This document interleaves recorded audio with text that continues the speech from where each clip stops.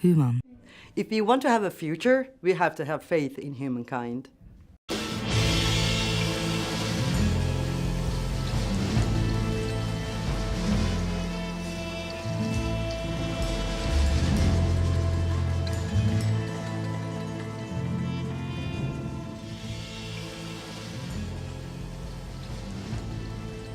Zorgen dat mensen weer vertrouwen in elkaar krijgen. Volgens journalist ECE TEMELKURAN is dat de grootste opgave van deze tijd.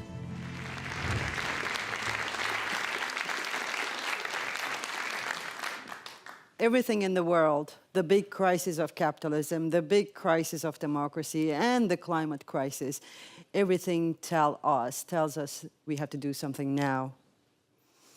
Now is a devastating word.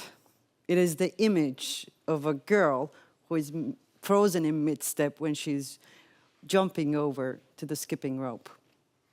And her friends are shouting to her, "Now, jump now!" And every time they shout, the girl feels that it's already too late. And we are that little girl now, frozen in mid-step.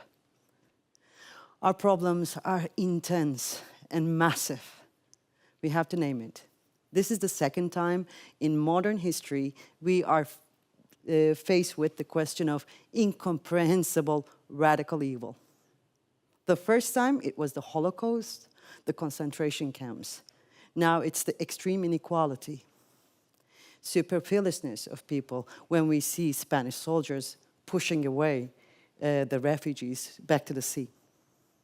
It is the leaders, such as Boris Johnson, who says, "I don't care about dying people unless the bodies pile up." It is the post-truth. And more importantly, it is this world we're living in, this communication sphere, where ignorance has been organized and mobilized by leaders. So we're like that little girl frozen in mid-step.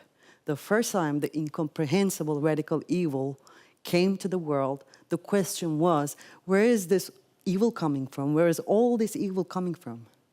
And now we have to answer another question, which is, what can we do? How can we deal with this? And at the same time, with the climate crisis. When we are asking these questions, we also hear the apocalypse, clock of apocalypse ticking. So we're constantly running out of time. So the question becomes, should we do anything at all? Is there anything to be done? In 2019, I wrote a book called How to Lose a Country, The 7 Steps from Democracy to Dictatorship. I lay down the 7 patterns, global patterns of rising fascism all around the world. And I said that no democracy is immune to this fascist wave. And I called people to global action. And I went around the world probably 2 times talking about this book. And every time when the audiences were, convinced that their country is going through the same thing, the same question came up. So where is hope? In every language, I heard the question. And then I started thinking, what if there is no hope?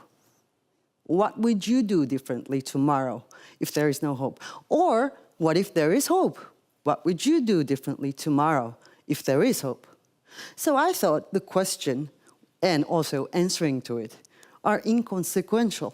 It doesn't matter what I say, because it is like the question of, am I a pessimist or am I an optimist? The history doesn't really take interest in what we feel at home. It is interested in what we do outside our homes together. But after thinking about this question, I found my reaction a little bit arrogant. And I started thinking, what are they really asking about when they're asking about hope? I thought it was obvious what we're supposed to do, organize and act. But then obviously, people did not have a reason to go out and to act. So I thought, what is that reason? Why is it so rotten? Why is it so damaged? And I thought, oh, this must be faith, the loss of faith in humankind. Loss of faith, well, actually, total loss of faith in humankind is the moral breeding ground for fascism. Fascism thinks that individuals are weak and useless unless they melt into a mass to perform for a higher ideal. So as an anti-fascist, we have to have a different description of human being. But this description has to hold water when we see the worst of our kind, and it has to be strong enough to carry the higher ideals for our kind. So I have to have a different description, and I have to have faith in human beings. So in order to have faith in human beings, I have to have this description, I thought. Human beings are creatures that are determined to survive and that are inherently prone to creating beauty. Creating beauty is inherent in humankind. They survive, and they survive by creating beauty. If our moral stance is this, then our political choices have to be in correlation with our moral stance. So, first thing is, we cannot be cynical, because beauty is the opposite of cynicism. Cynicism has rotten our reason to act today. It's mostly because we are using social media and we are operating in a communication sphere where the profit makers are supposed to show the outrageous representations of our kind. So if you look at social media, you'll see only the outrageous, only the angry, only the hateful. Social media is a place where the good becomes almost invisible. So we cannot be cynical by looking at social media because it will rotten our reason to act.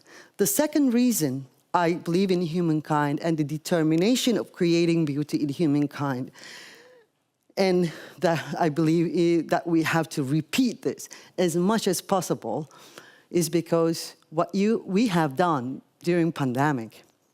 I don't know if you remember, but people were constantly posting footages of animals, especially during spring. The animals were taking over the cities, city centers, the sea were full of dolphins and etc. And people were sharing these footages in a dangerously enthusiastic way. That was the first spring without the human audience and without the humans in it. And somehow we liked it. We liked this world without the humans in it. So our question, what are we going to do? Or should we do anything? Or whatever, they all turn into, do we deserve to exist? And this is the moral ground for fascism to flourish. So we have to be careful about that question. That is why I wrote another book called Together 10 Choices for a Better Now. That's why I think that, and this is my story, not only faith, but we need other words as well, such as love, togetherness, friendship, attention, dignity. It's time we use the words as cardiac massage to our politics and to our morality. We are coming to the end of a system. There will be a big crack in the system, and the crack is already there, actually. And it depends on us in which direction the crack will lead to. And I do think that if we include these words, attention, dignity, faith in humankind, radical love as a political tool, friendship as a political connection, we can build a better world, and that crack will lead to somewhere nice. Yes, we are all that little girl frozen in mid-step, and the world is shouting at us, now, jump now. And we know that when we are that little girl, it is only hand of a friend, a loving friend, a friend that has faith in us that can help. So I hope this new world that we're going to build from now on will have a lot of friends in it who believe in love and who are courageous enough to talk about radical love in politics without sarcastic smirks. Thank you.